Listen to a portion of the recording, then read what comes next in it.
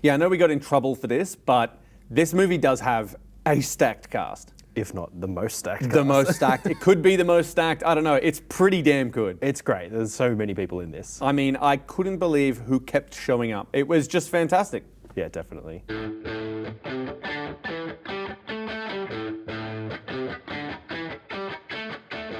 Welcome back to No Bad Seats. It's the Regent Cinemas podcast hosted by myself, Luke Mang, and Sam from Bright Face Media. How are we going? Great.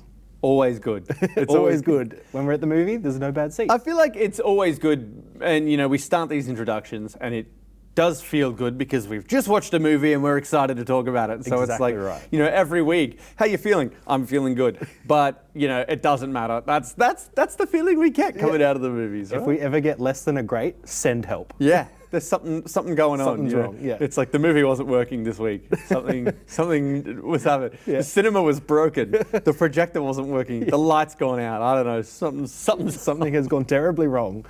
So this week we saw Caught Stealing, which is a lot of fun. But before we get into Caught Stealing, there's something we want to kick off. So obviously we're getting into the second half of our first single-digit run of episodes. Yeah, doing which is well. a complicated way to say this is episode 6 or 7 or something along those lines. Somewhere there. Which is really fun. It's nice. I feel like we're finding our feet. And one thing that I want to do is talk movie news with you. So each week, while we're doing this, I feel like things happen in Hollywood all the time, or Georgia, or the UK, or wherever it is that things kick off. So I just want to talk film and TV news and let you know what's been happening, and let the audience know what's been happening. I don't know how many people who are listening to us keep up, but for me, every morning I jump on to... It's your paper. Yeah. That's my newspaper. Yeah, Yeah, exactly. I'm scrolling Twitter. I'm on Reddit. Yeah. I have a Discord with a bunch of movie nerd friends, and I get sent everything that I see, happening. So, I'm pretty... Yeah, it is my newspaper. It's exactly like definitely. that. Do you find it's the same for you? Oh, 100%. I've got multiple group chats with people. We have a chat together, and it's just like a constant stream of flicking each other the latest news, or someone said this and someone's doing this. Well, things happen quickly. Definitely. And then they don't always go through with what happens. They'll announce something and then you don't hear about it for like 3 or 4 years, and you're like, wait a minute, didn't they announce that was going to happen? And then, nothing's moved on it in 5 years. Exactly. But what have you got for us, Luke? all right, well, we're going to kick it off with the big one. Later this year, we have Avatar: Fire and Ash coming out. Yeah. And we knew that James Cameron was always sort of talking about doing 4 and 5. He hasn't announced another 7 sequels, has he? Not 7, but he had initially sort of said that he was going to do 4 and 5, depending on how 2 and 3 sort of went, because he shot them back to back. So 2 and 3 were always happening when 2 went into production. Today, I think it was yesterday, he announced that 4 and 5 are going to come out in 2029 and 2031. So that's nice. I know that originally when they'd sort of talked about it, he said they were going to come out 2 years apart for the next 4 years or the next 8 years. And we were supposed to be getting Avatar 2022, 2024, 2026, 2028. And anyway, here we are. Filmmaking in 2025. happens and it doesn't come out on schedule. And 2025, and Avatar is coming out later this year. So I think there was a lot of skepticism around when he made those announcements too, because people were a bit like, do we need time. these sequels to Avatar? Also that. But then Way of Water was great. Yeah. It was, I think myself and a lot of people went in, not with low expectations, but like just, this might be okay. And was like, wow. Yeah. This is possibly better than the first. Yeah. And from all accounts, Fire and Ash is supposed to be another step up from that. And I think the best part about it is they're consistently trying to push the boundaries of filmmaking. And it's like Star Wars has always done it as well, where they're not making the films because it's like, this is a fun film that we want to make. It's always like, let's push the boundaries of what we can do with film. And I think Avatar was an example of that, and the CG work and all of the things. And there was a reason, people came out of it, like, it was crazy. But then the CG and practical work in Way of Water, and the way they combine those was another sort of advancement. And I think they did some tests with high frame rate films and things like that. And it looks like a lot of Fire and Ash is going to lean more on that high frame rate stuff. Interesting. Which is really cool.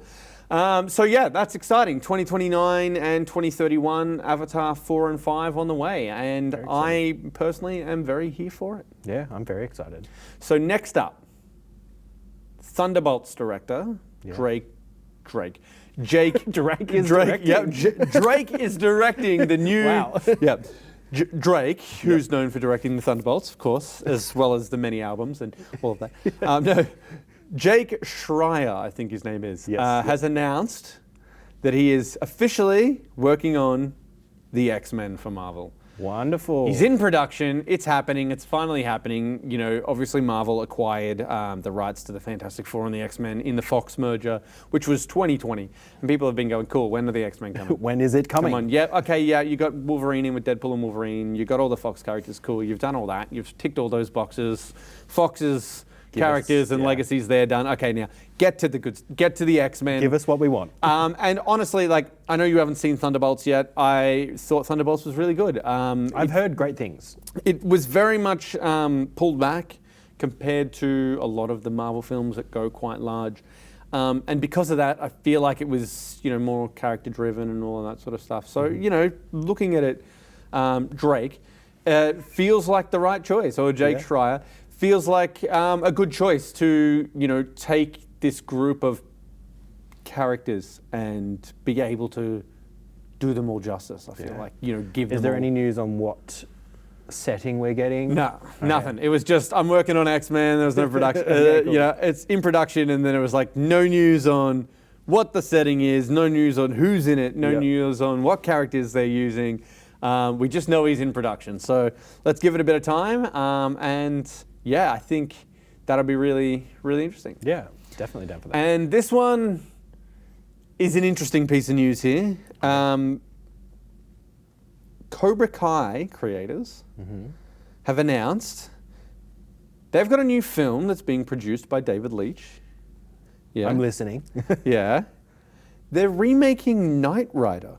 Yeah, right, okay. Yeah, Knight Rider. Not a show that I've ever seen. A show that I know from watching. I remember my dad used to show it to me every now and then. Yeah, okay. And he did. Obviously, my dad must have watched it quite a bit. Yeah, I think, you know, a popular show, was it 70s, 80s? Something around then, yeah. Or I feel like it was early 80s. Because it was Hasselhoff, wasn't it? Yeah. Yeah. And Kit. Yeah, you know? the car. But I only know of Knight Rider through other media. Like, you know, I know of references to Knight Rider rather than Knight Rider itself. Yes, yeah. But there's obviously that Simpsons episode. Yep, exactly. Like, that's a perfect example, and I think they mentioned it in The Office at some point. Like, little things like that, you know, I've caught that were obviously written by people who grew up watching Knight Rider. But yeah, something that's a bit different. I think coming off of Cobra Kai, it makes sense. You know, you've got these creators who have just had major success with Karate Kid franchise. Why not take on Definitely. something? I wonder if they'll keep that, like, if they'll give us an 80s action movie type of vibe, like, and keep it based in the 80s, or if it'll be a modern retelling. Yeah. Well, I mean, either way, I'm happy, but like, I'm like yearning for something a little bit different. It rather feels than like redoing it new. Yeah. It feels like they could just go and redo the 80s and make it like that sort of style, which would be the antithesis of what they did with Cobra Kai, which was bringing it all into the modern times. So. You know, you sort of don't know, are they going to stick with what they know, which is modernizing these sort of franchises, or are they going to, you know, give us a setting, give us a timepiece? Yeah. That's what... I always love a bit of a period piece. Yeah, absolutely love a period piece. So, yeah. That's actually probably a good segue it is. to our discussion today. Yeah. Caught stealing. A period piece. A period piece. A 90s period piece. To the greatest period ever. Exactly. To the period in which we were born. The 90s. Yeah, no, I thought that as a standout. I mean, 1998 it's set. It's, you know, 1998 New York. Always, I think I was saying to you, New York in general is a fun setting. But coming off there's of so like, much. yeah, there's so much going on. But coming off of like Relay last week, which was set in New York, always great.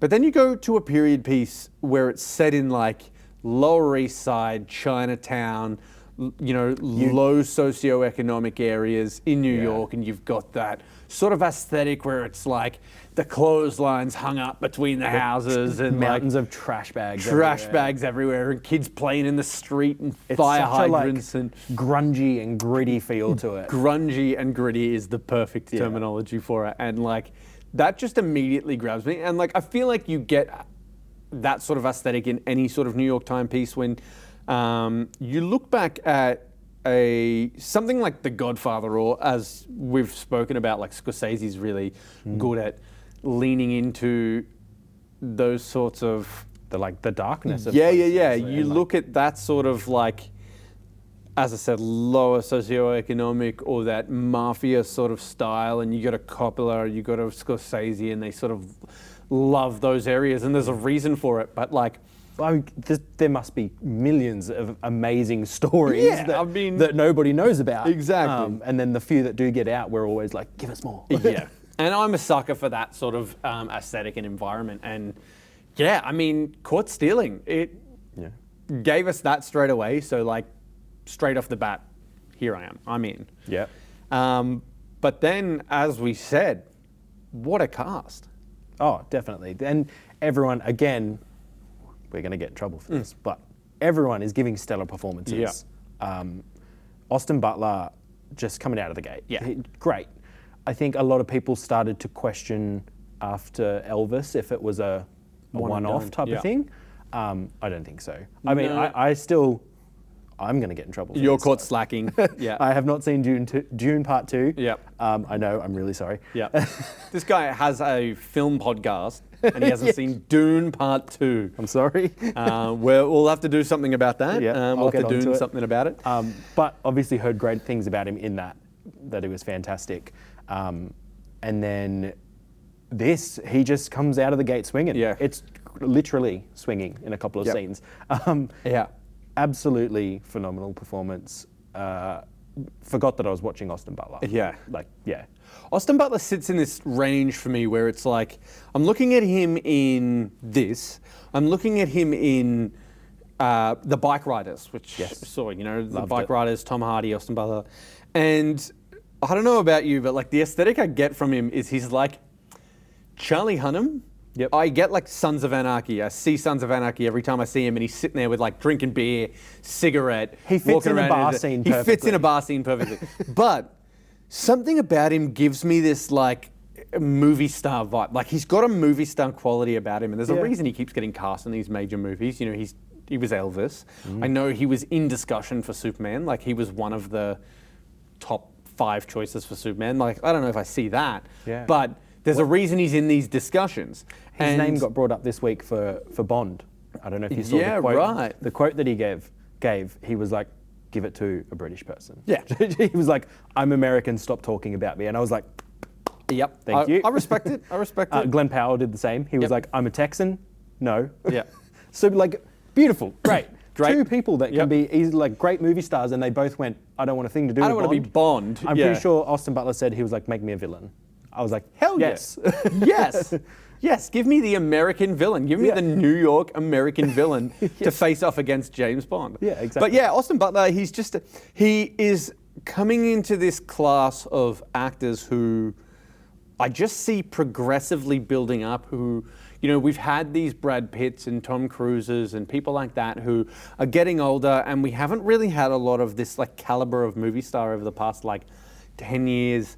Because everybody's been sort of in Marvel. Yeah, everyone's sort of got like a superhero role, and then they get cast in like 4 or 5 other things that are this and that. And there's no change in aesthetic, there's no change in style. It's like you probably had the capacity, but then you've got people like your Hemsworths and your Evans and who are still doing cool things, but they don't feel like they fit this caliber.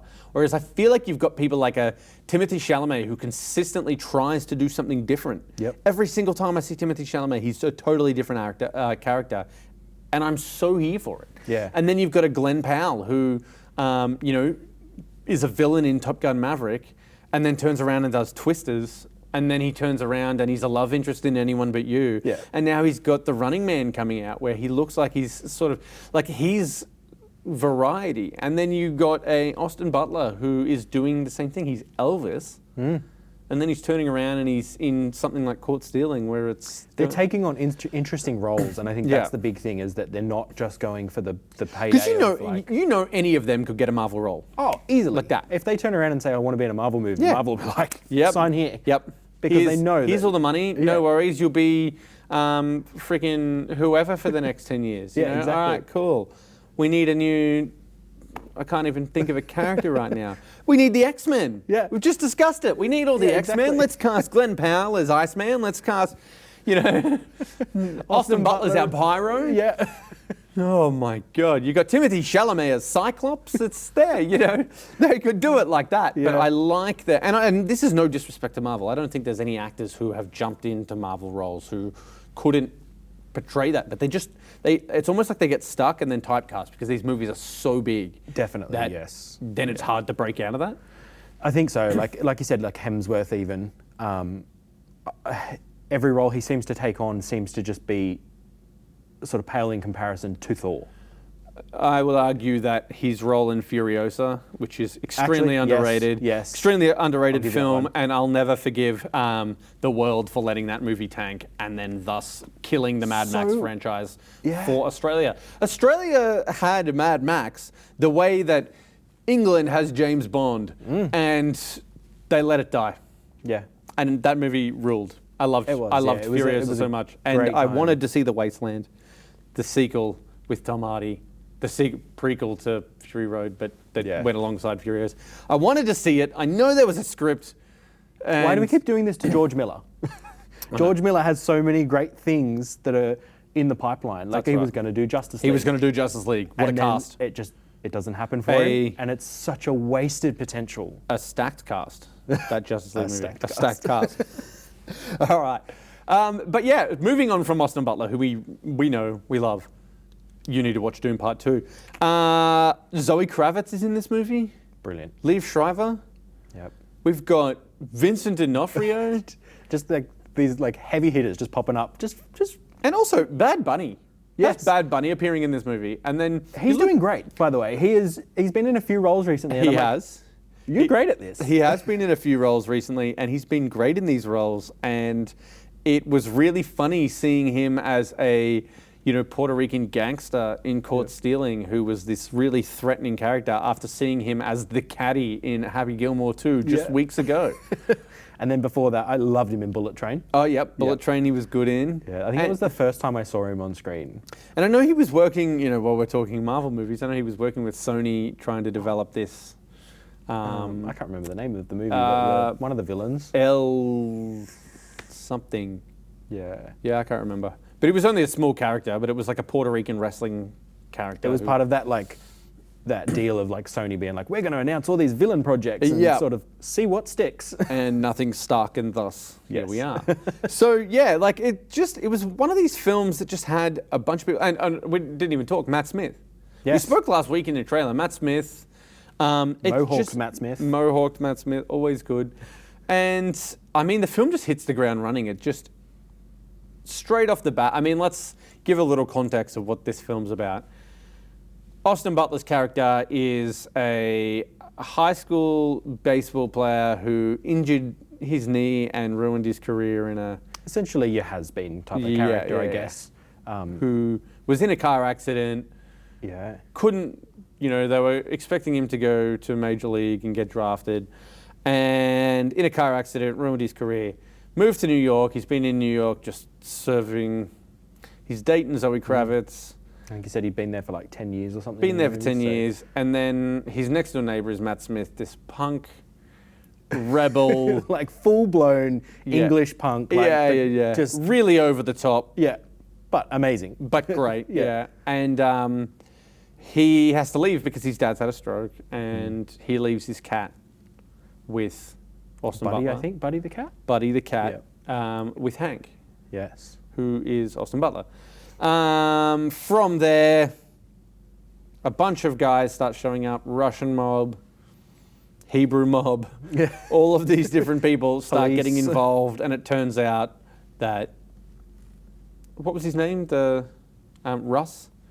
Yeah. Russ. Matt Smith's character, was involved in something which drags Austin Butler into it, and he ends up essentially gets pulled into that world, and then they're after him. Yeah. He has a crap beaten out of him. Yeah. He has a crap beaten out of him. The initial scene of him being beaten up. So quick. So quick, but brutal. And this is one of the things I wanted to talk to you about with Darren Aronofsky. His past movies, I said last week, there's lots of them that I don't want to watch again. Yeah.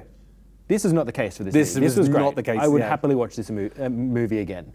That being said, there is something about the way he does, it's not just action, but certain scenes. Violence. And the way violence, yes. Yeah. And then also like addiction and things like that. Yeah. But the way he does it and the way he uses sound, it obliterates you. Yeah. That first fight scene, there is a part where this little Russian guy headbutts him. Yeah. But he does this like running headbutt. I felt slides. it. I felt it. I was like, he ow. puts himself almost on his stomach and kicks off the wall. It's crazy. That guy was crazy the whole movie. Oh, yeah. He was like an animal. But it was really, and actually that leads into part of what I wanted to talk about in this movie. This movie was surprisingly funny. Yes. There was a lot of humor in it, and like that was the sort of thing that popped up. That you could tell that actor, we'll have to find out his name, but he was time of his life. He was having a ball. Absolutely. he was like I can imagine most of those takes ended with him just like bursting into laughter. Or everybody around him bursting into laughter and him being 100% sincere. It was one of the two. He was crazy. And that's exactly right. The way that he shoots these violent sequences, it's not like action. It's relatively still. It doesn't move with the action, but the action happens sort of around the camera. And I feel what I get from it is you feel it. Yeah. And I think that's why some of those other movies that he's done, like based on addiction and other aspects, they're such a visceral experience that you come out of it going like, oh, I feel like I've had addiction now, or like I feel like I've had the crap beaten out of me, which is kind of the vibe I got from that fight. I was like, that hurts. Yeah, and it's raw. I feel like it's like he doesn't hold back, and I feel like with action movies, there's an element of getting desensitized when people are getting beaten up all the time and they're fighting back. And again, you're watching a Bond film or you're watching something like that. It's like you can see that they're getting hurt, but you don't feel the pain. You get desensitized to all that. But I feel like the way that this is shot, there's something about it that makes every hit count. Yes. There's not a lot of them, and when they come, you really feel it. They take that moment to sort of breathe and acknowledge the fact that there's a pain rather than a, adrenaline filled, let's keep going. And I think just that time to acknowledge it then almost lets you breathe in it, or lets you sit in it for a moment. Yeah, definitely. You sort of sit there for a minute and you get to process it. Yeah. And then you're going, wow, I just got the crap beaten out that of me. That was full on. Yeah, and like this film, it was short. The film was short, but it was fast. Like it was under 2 hours. It was an hour 45. It is go though. Like it doesn't slow down at all. I don't feel like it dragged at all. Nah. That being said, it feels jam-packed. Yeah. Like it feels like there's a lot to get through, but not in a way of going like, oh, where are we? Like, come on. Yeah, exactly. It gets to the point quickly and gets you there efficiently. Every moment felt like it added to the story. There wasn't anything that really like I could look back on and say this part didn't really need to be there, which you do find with some movies and even short movies like this.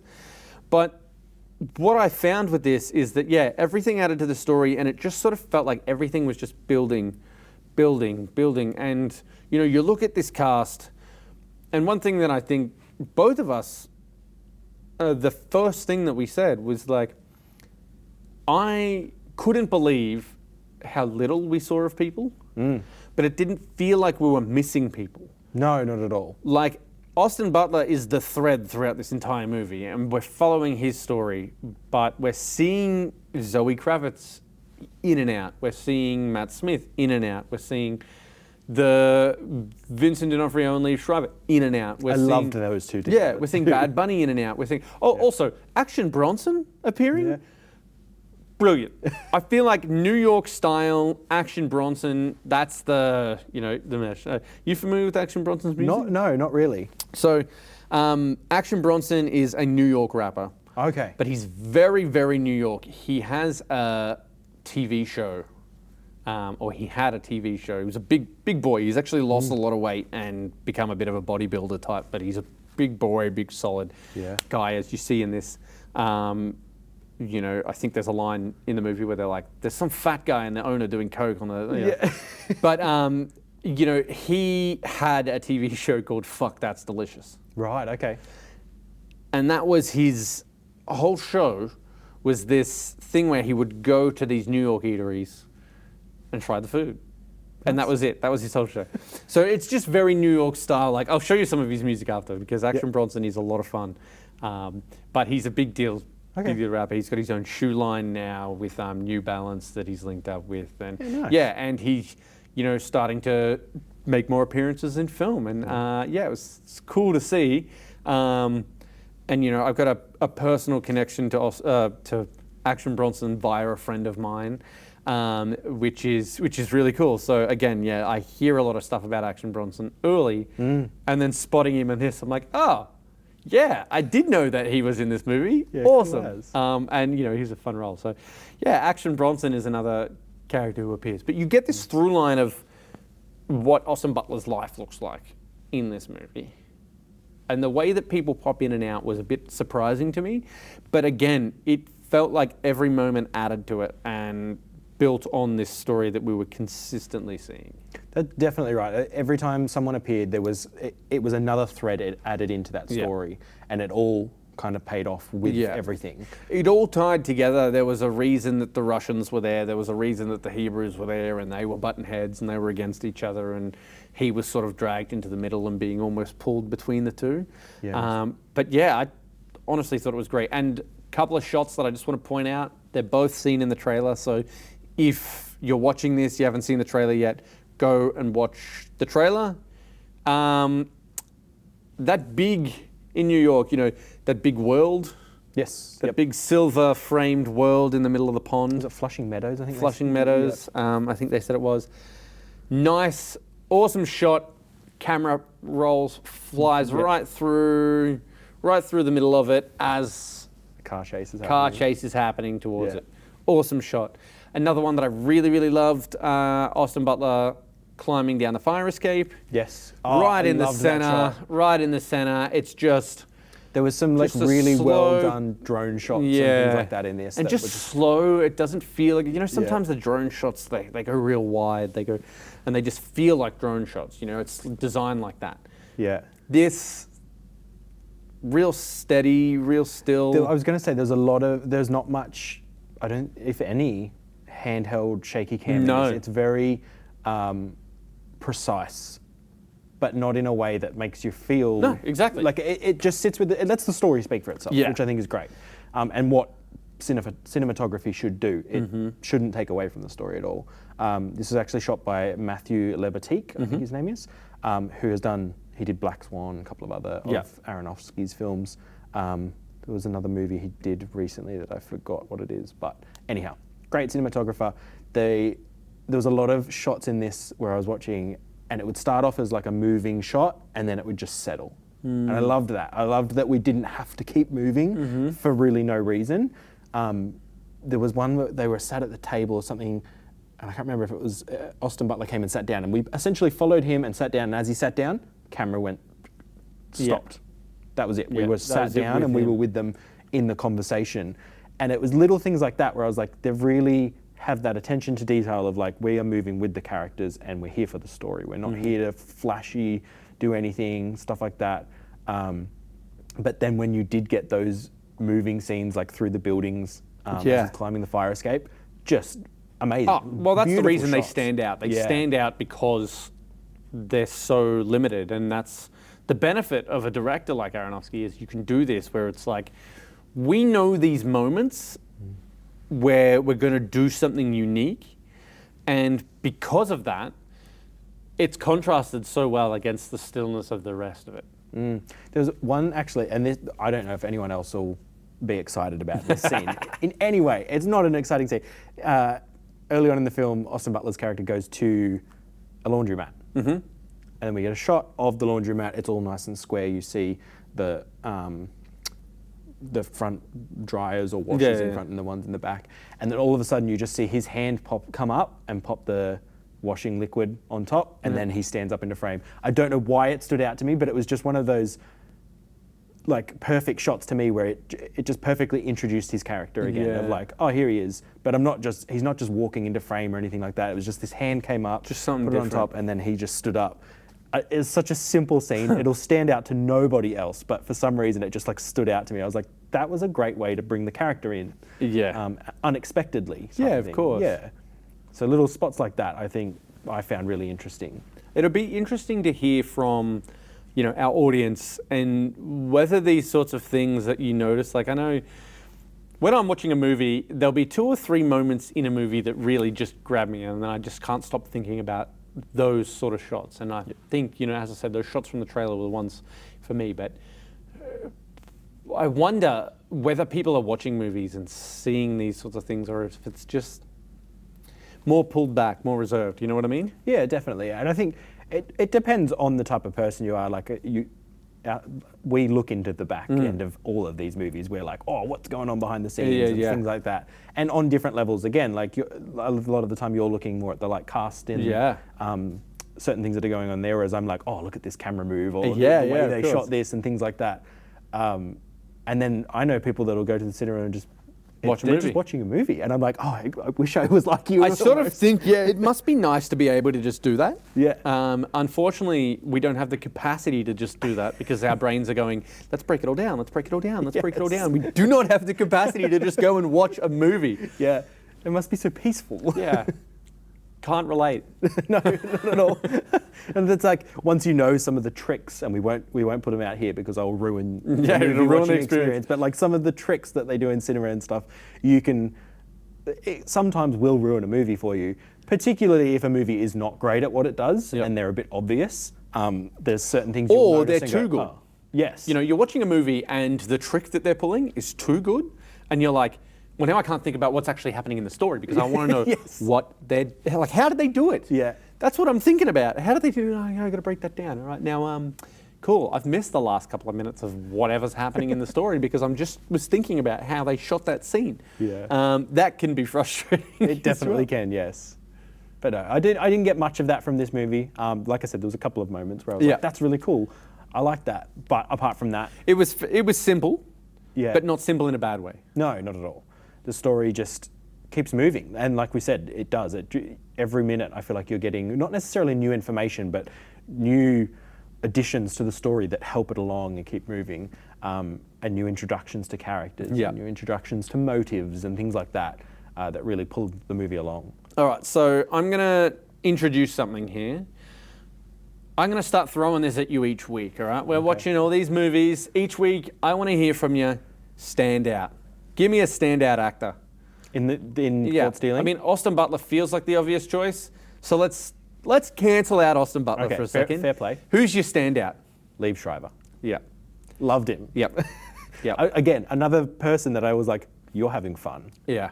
And the duo of those two, of him and Vincent D'Onofrio, probably my favorite characters in the movie. They're just brilliant, and they felt so intimidating yet so like funny. There was a comedic element of them just like leaning right into the Hebrew thing, like we've got to go do this thing where we're going to kill a bunch of people, but it is Shabbos. Yeah. Which means that we can't drive and we can't do anything. We need to get others to do it for us, but like the killing we can do. Yeah. But we can't drive there, so Austin Butler needs to drive. And all of those sorts of things. The one scene that, again, stands out to me with these two that I just thought was brilliant is they're like stacking up guns, grenades. We're going to walk in. We're going to, screw on the silencers so we can walk into this club and shoot up a bunch of people. Before they go in, they hug blessings and success. Blessings and success. Yes. Okay. All right, let's go do this. And it's just so it's like, you've got this like pious religious thing going on, Yeah. and then turn that around to all just right, committing let's heinous go and crimes, let's go do brilliant. Who was your standout? They were going to be my picks as well. I thought, I honestly did think everybody did really well, but there was just something about every scene that they were in which just added something to it. And when Austin Butler is, stuck in between them, in the scene they're eating the matzo soup, and That was great. or the scene where they're in the car and it's sort of just the framing where it's the two of them in the front seat and him sort of curled up in the back, and they're these big fellas with the big beards and the hats, and it did feel like this real it made him small, squished him between them. Scene in the house, Yes, yeah. when they're looking for what they're looking for. I just thought every scene that they were in, and they're going back and forth talking Hebrew rather than talking in English. Yeah. And even the discussions they were having was funny. Yeah, I just thought they really popped on screen. It was a lot of fun. No, like I said, they look like they were having fun, and that's always just great. That's what's important. I think secondary to them, the Russian mobster, just The other having an crazy guy, absolute blast. yeah, he was having a blast, and he's recognizable. Big birthmark on his face, and I don't know whether that's what he looks like normally or whether that was makeup. I'm not sure, but I feel like I've seen it before. Okay. I feel like I've seen him in something before. Yeah. The perfect generic Russian mobster. Oh, perfect. He did so well. So, caught stealing, overall, where you at? I loved it. Like I said to you, a lot of Aronofsky's films I love, and I love them once. And I'm like, don't need to watch that. I'll tell people about them. I don't want to watch them again with people a lot of the time because they are such a heavy experience. And this... Got to be in the right mood. Yeah, definitely.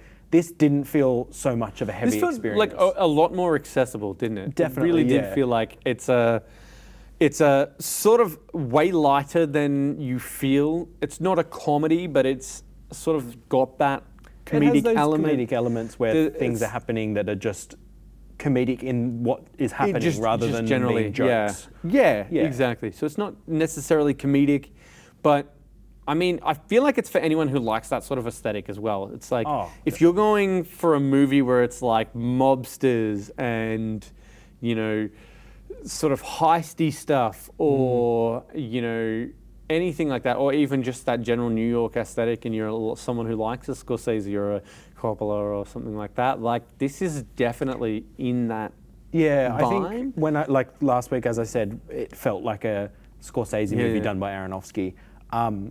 Mostly true. Yep. I guess if you went with the Martin Scorsese side of it, it would be more the mobsters side of all of this happening.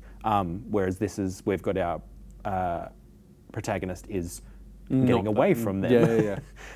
But still nice to dip into that world and have that sort of back and forth with those characters. Yeah, absolutely. And I think there's probably even some touches of that, not Tarantino, but that style of Tarantino where you have those characters that have, you just know they have a rich backstory in this. Yeah, we don't movie. necessarily see it, but you can tell. They feel three-dimensional. I feel like there is a full story written for that character, whether it sees the light of day or not. Yeah, absolutely.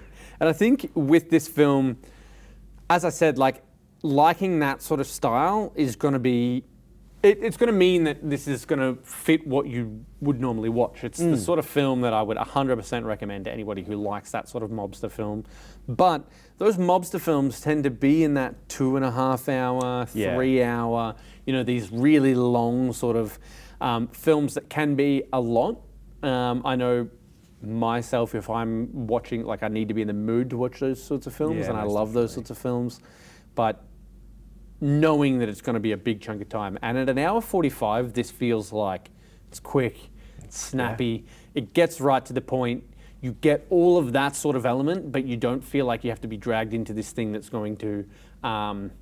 It's not going to take up a lot of your time. Yeah, exactly. It feels like something you could pop on out of the blue and be like, oh, yeah, sweet. Let's throw that on. That was fun. Yeah, and fun is how I would describe this film. Yeah, For most sure. definitely. I think also with that, the aesthetic, as you were talking about, that sort of 90s grungy aesthetic, like one of the first parts you get is the Caught Stealing title on like a grimy subway Yep. as the train goes past. And I was like, oh, I know what I'm being thrown into Yeah. from the get-go. And it's, It feels like it's got this grimy subway New York vibe, Yeah. while also feeling like London Tube, and they've Yeah. got the like, that sort of punk rock music playing, and it feels like British punk rock. Yeah. So you're getting that element of Matt Smith's character that is so prevalent against the New York background. It's like these clashing of two worlds, which is really cool. yeah, I really enjoyed it. So yeah, Caught Stealing is definitely one we would recommend. If that's your kind of vibe, if it's like watch the trailer, check it out. It's something that I think for a lot of people, it is really accessible. It's fun, it's fast paced, it's snappy, Great cast. great cast, and yeah, Caught Stealing. Check it out. It's in cinemas now. Started today. Definitely worth a watch. So we're going to try some new segment sort of stuff. This is the sort of thing that I want to hear from the audience, and I want to hear from you. Popcorn polls. Yep. Popcorn poll this week. Which is the better mobster movie? Is it Goodfellas or is it The Godfather 2? Okay. Putting you on the spot. There's going to be some controversy on this one, I This is going to be think. controversial. For me, Goodfellas. Okay. I love Goodfellas. I remember the first time watching it and just being gripped by the story. Like it's such a, I love the narration of it. The Coco Cabana like Steadicam scene, so Yep. cool. And then like recently we found out, I think I sent it to you, the fact that they just walk around in a circle and go out the Yeah. same door they came in. And I love it. I I think it's like looking back at it. Oh, this is fantastic. I think it makes it even better. I'm like, that's hilarious, but great. Well, that's brilliant. Yeah. It's funny you say that. Godfather Part 2 is it for me. Oh, okay. Yeah, okay. So my reasoning with Godfather Part 2, there's a couple of things. One, I read the book as a kid. I remember, like, I was a big reader in high school. Yep. And I remember I specifically had to, like, get a pass to go into the senior library because I was probably, like, in year 7 or 8 and we weren't allowed in there because those books were, more mature. Especially The Godfather. Yeah, and I found The Godfather and I knew about The Godfather and I hadn't seen the movie. And I watched the movie, and then I got the book, and I read the book, and I played the game. The Godfather game had okay. just been released, and it was like Grand Theft Auto, but set in the Godfather. So I was like all in on Godfather. Yeah. And one thing that I really, really liked about the book was that they had the young Vito Corleone. Yep. And then you watch the movie, and he's not in there. Like, you don't see young Vito Corleone. So then when you got Godfather Part 2, and you got Michael, and then at the same time you're seeing the flashbacks, and it's young De Niro, which, Yeah. like, by that point in my life, I'm like, Meet the Parents is one of the best movies of all time. So then I'm seeing... Then your world's getting rocked by Yeah, like it's just really, like, really hold on a spectacular De moment. Niro. Well, my world was already rocked by spectacular De Niro. Meet the Parents. Meet the Parents. Meet the Fockers. I was familiar with spectacular De Niro prior. But then... Peak De Niro. Peak De Niro. I Meet saw the Peak De Parents. Niro in Meet the Parents already. But then I saw The Godfather Part 2. Yeah. Seeing that, like, just seeing those elements play out and the contrast between the characters, that for me, that was the one. Yep. Godfather Part 2, all day. I'm a Godfather boy.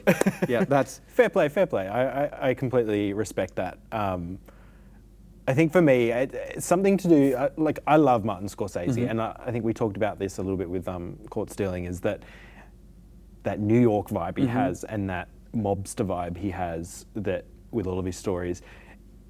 But I mean, both of these movies are long movies, but something about Goodfellas just has so much to chew on it in it for me, and I love it. Ray Liotta, Yep. just great. Joe Fantastic. Pesci. Yeah, Love Joe Pesci. I'm a funny guy. I played Joe Pesci in Jersey Boys a few years ago. So yeah. I'm not sure if you're familiar with the story of Jersey Boys, Frankie Valli and the Four Seasons. One of the really fun things about it is that one of the guys in the band knew this young kid who worked at the bowling alley, Joey Pesci.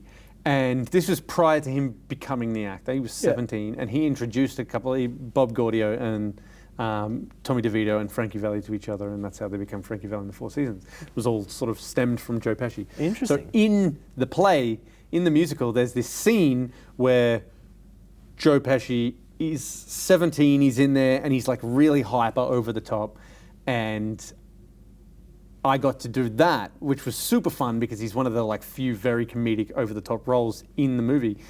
But on top of that, it was like, how do I capture the essence of this? And it was like, watch Goodfellas, funny guy.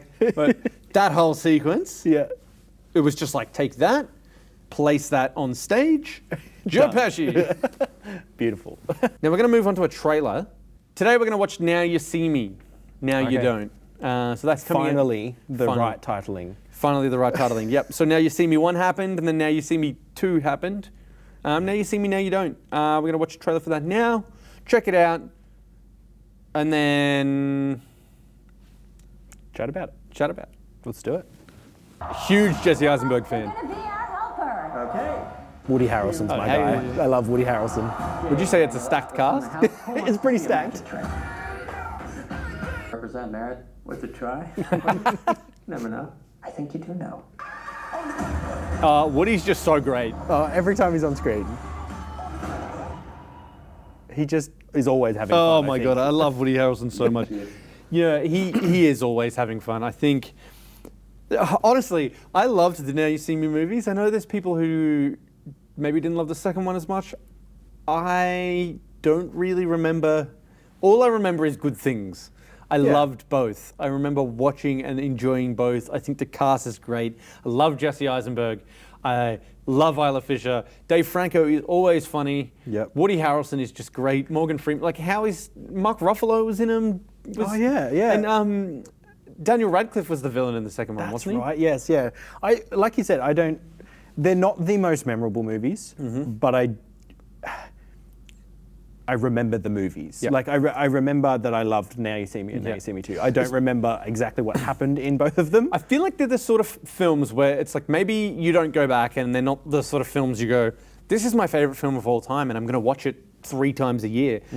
But a new one's coming out and I know I'm 100% going to go back and rewatch the first 2. Yeah. And I'm excited about it. Like, it looks fun. They're and that's how I'd categorize them. They are just good fun movies. They're not trying to be anything particularly special or out there. They're good fun. I think it's Ruben Fleischer is the director. Yeah, I believe so. Did Zombieland and that, and same sort of vibe. Yeah. They're just good fun movies. They're popcorn Movies that flicks. know what they are, lean into it. Yeah. And allow themselves to be that instead of trying to be something they're not. Yes, definitely. Those are the best kinds of films because you just feel like you get a license to enjoy them. I Yeah. feel like when a movie's trying to take itself too seriously and it doesn't lean into it, that's when you start to go, it's taking itself seriously, but it's not that, and it's corny or it has that element. Whereas, like, if it's intentionally done that way or it feels like the jokes are intentionally bad, Yep. you know, I mean, you look at that perfect point in the trailer. Open Sesame. Do you really know? I mean, that sort of thing, Woody Harrelson pulls that off. Yes. He pulls it off because it's Woody and he can go, you know, give it a try. Does that work for everyone? Maybe not. Yeah. But they know how to play with who they've got. Yeah, most definitely. Is playing into the strengths of each of those people they Yeah. have as well. Like you said, like Jesse Eisenberg just gets to be all out Jesse Eisenberg through it. And then Dave Franco gets to be all out Dave Franco. Yeah. Isla Fisher, Woody, they just have fun. And Morgan Freeman Yeah. doing Morgan Freeman. as Exactly. And again, Morgan Freeman in a role that you know that he's having fun in as well, because Yeah. Morgan Freeman can, again, he's another one. He can do anything. He has been God. Yeah. He can do anything. He's been Lego God too. He's been Lego God. He's been Batman's advisor in Lucius Fox. Like Morgan Freeman's done a few things. Yeah. But the fact that you can see it in all of the cast that they're enjoying themselves is what makes these films so fun. And yeah, Now You See Me, Now You Don't. I don't remember them being like, I remember them sort of being heisty, but this looks a little more It's a little action-heavy. more heisty, this one. I remember them like that was the whole thing. They were heist movies in disguise. Yeah. But this looks like, you know, it's got a bit more action to it.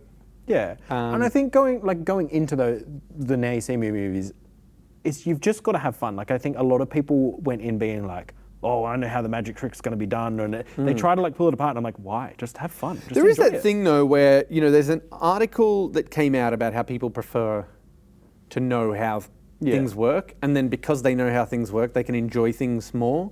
So it's like if you are spoiled for a movie and you're not trying to figure it out the whole time, you go, well, I can enjoy the movie. I think it was something like 90% of people enjoyed the movie more because they could see all of the pieces landing. Now, for me, I like that trying to guess it. Yeah. But I get the appeal of looking back. And then, but I'm also somebody who will go and rewatch that movie, whereas if you're not going to rewatch a movie and you don't want to spend the entire time trying to figure it out, I get both sides of that. Yeah. Now You See Me, I think it's going to be one of those ones. I'm just excited to see how they, like, heist movies are fun when you sort of feel like you know what's going on, and then they go, actually, this happened. And you're like, oh, man, I saw that, but I didn't realize. And then again, actually, this happened. Yeah, it's like, oh, I saw four that. layers of like, what? Yeah. And, that's always a really fun time. And, I'm excited. Yeah. I feel like maybe we should, for that, we should maybe just watch Now You See Me 1 and 2 and briefly talk on those. Do like a rehash on Let's do a rehash. Let's do it. Let's do it. Let's put it to I'll tell you what we're going to do. We're going to give it a little bit more time because I think the movie's out in end of October. Okay. Maybe November. But it's late October, early November. It's around then. We're going to let our audience continue getting used to what we're doing here. Mm-hmm. And then with that audience, we're going to put it to them. This week, we're going to watch the movie and you're going to watch it with us. And they can watch along at home and we can watch along at home and then we can talk about it and they can join us. And what do we reckon? Sounds good. Make it accessible. Yeah. And then everybody's excited for Now You See Me 3. Yeah. Okay. Cool. Now You See Me, Now You Don't. Yes. Now You See Me, sorry, not Now You See Me 3. That's not what it's called. It should have been what number 2 was called. It should have been. But then what would they have called the third? No. That's a question for the audience. If they called Now You See Me 2, Now You See Me, Now You Don't, what do they call number 3? Yeah. Now I See You. Ooh. Now You See Me Again. Here I am, peekaboo. Yeah. Wonderful. Well, that is it for our podcast today. We hope you've enjoyed listening to us talk about Caught Stealing and Now You See Me, Now You Don't. Among our movie news and all those things, once again, thank you for listening. If you've listened all this way, we really appreciate it. We see some people commenting. We see people listening. We attended the Bordermail International Film Festival and had a couple of people mention that they've been listening. So if that was you, thank you so much. We so appreciate it. And we're happy to have you here, and we're happy to just keep building. And we hope keep talking movies. Yeah, we hope that you're enjoying it as much as we are, and you enjoy movies as much as we do. And until next time, I'm Luke. I'm Sam. And just remember, when you love movies, there's no bad seats. Thanks for being here.